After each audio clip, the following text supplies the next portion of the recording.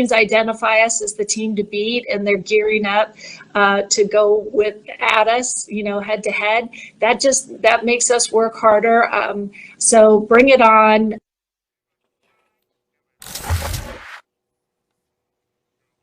Jeanie looks great, by the way. So does Perk. Jeanie Perk, is great. how we doing? Good to see you. I mean, no, honestly, I wasn't here when she was on the show. She looks great. Not that that's the point of this. All right, she was on a show you might have heard of on ESPN Plus. It's a fan favorite. It's called Stephen A's World, and that's where that interview was. Stephen A. Molly, did you hear? Yeah. Did you hear that Perk? He got a condo in it. He got a condo in Stephen A's World. Did you hear him say that? What? He said that's what he said. He said I'm on he showed up on Stephen A's World. I'm in Stephen A's World and I got a condo in it. That's what he said. That's what he said. It's right though. He's right. Yeah. He's right. Yeah, I think it needs a little. I think it needs to be condo? refurbished a little remodeling. But he's got a condo in it. Yep. All right, Stephen A., how do you think the league should feel about Jeanie's comments on the Nets? I think they should love it, particularly when we see how they loading up in Brooklyn. Jeanie Buss is saying, hold your horses. We're the reigning, defending NBA champions, and we think we're going to have something to say about all of that in the end. We just picked up Andre Drummond, who averages nearly 14 rebounds a game in his career. We expect to have Anthony Davis back.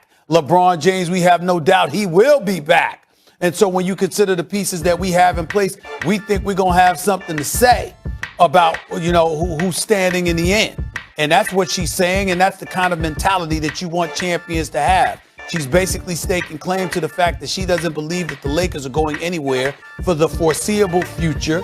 And the lovely, incomparable Board of Governors for the Los Angeles Lakers has significant credibility when she says such things. And I sincerely hope that's going to be the case this season.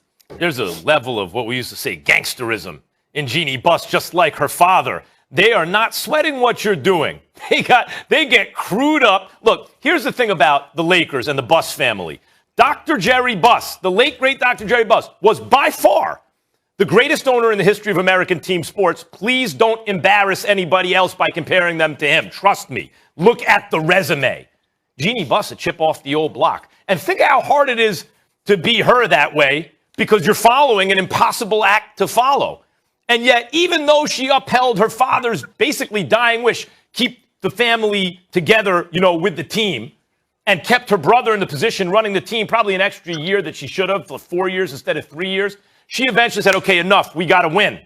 Took over the team, and since she's been calling the shots and put her basketball people in place, 3 years later, they won a championship. They won a championship in 3 years.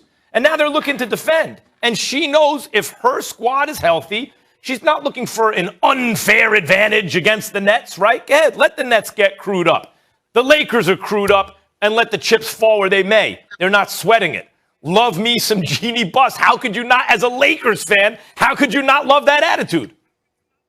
Right. As a competitor, how can you not love that attitude? We have to remember who Jeanie Buss has been around also and watch grow into one of the greatest players of all time, in my opinion, Kobe Bryant. She came out with the Mamba mentality. That's a Mamba mentality. Bring it on. We are the defending champs. I got arguably the best duo since Kobe and Shaq.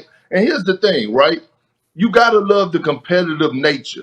And I look back in 2016 when the other super team was formed and down there in the Bay Area with the Golden State Warriors.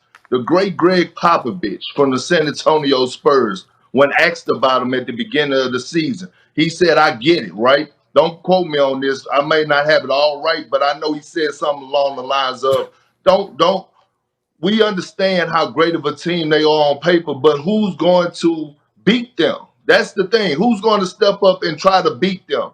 And when you look at what happened to them when the Spurs and them met up in the Western Conference Finals, the San Antonio Spurs had them down 20 at halftime before Zaza Pachulia slid his big size 23s up under Kawhi Leonard's feet, who was tearing them up, by the way, 26 points in 23 minutes. So I love the competitive nature. I mean, it should bring out the best of every team. Who's going to beat them? Who's going to try to beat this Nets team that is stacking up right now? That's the spirit you want to have.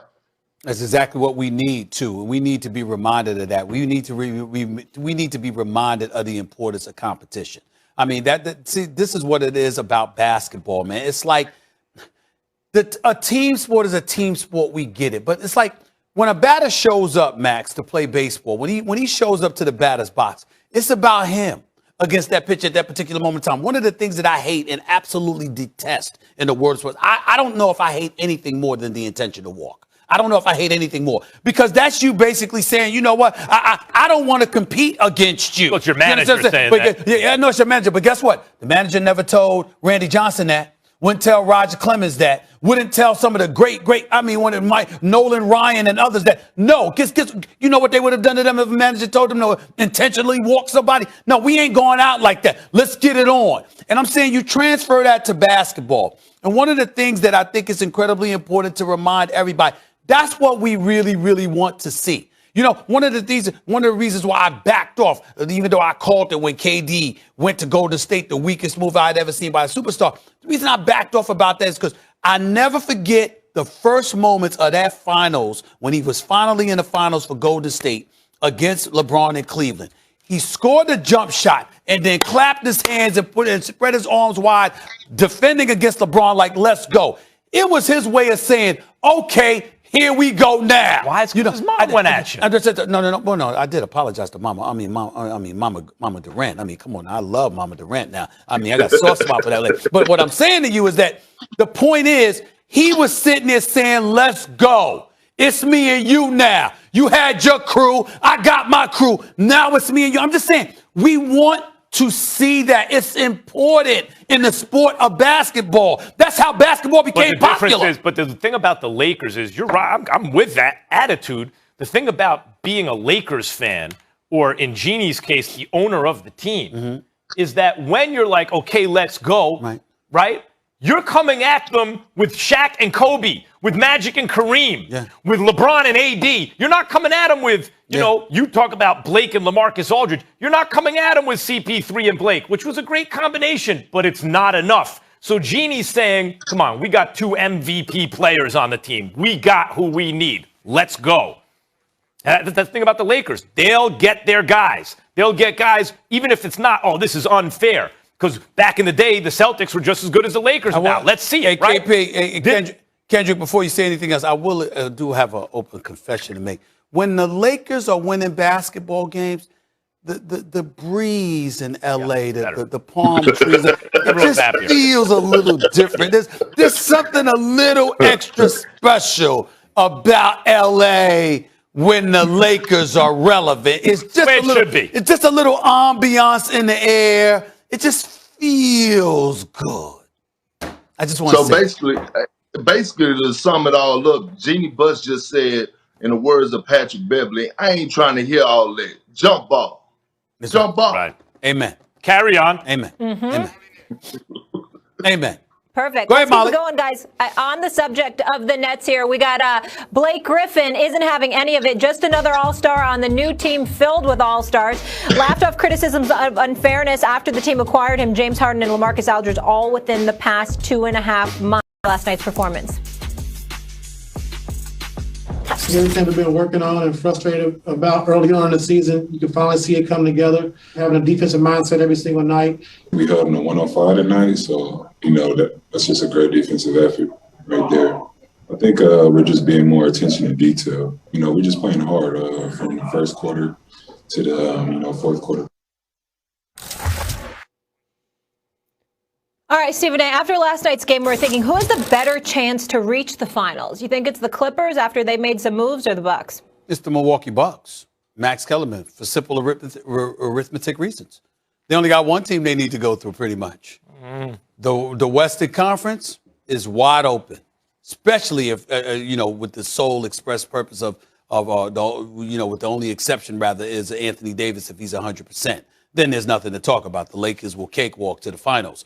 Outside of that, it's a crapshoot. I mean, when you look at the teams in the Western Conference, it's the Lakers, it's the Clippers, it's the Jazz, it's the Denver Nuggets, it's the Portland Trail Blazers, it's the Phoenix Suns. You just look at how loaded the Western Conference is with the Dallas Mavericks being an outside threat and what have you. We can't ignore that. in the Eastern Conference, it's about Milwaukee, Brooklyn, and Philly. Period. You know, we can look at Miami. We can look at Boston as having an outside chance and stuff like that. But it really comes down to Milwaukee, Philly, and, of course, Brooklyn being the number one team. And what if Brooklyn has to face one of them before the other? See, I don't know if Milwaukee and Philly would have to go against each other before they face Brooklyn. Because then, from an arithmetic perspective, mathematical perspective, then obviously that would be different because that would be similar to what you have to go through in the Western Conference. But I'm not anticipating that. I'm anticipating them having to face only one of them. And I think it's a situation where it's just like, hey, that's what it is. Whereas in the Western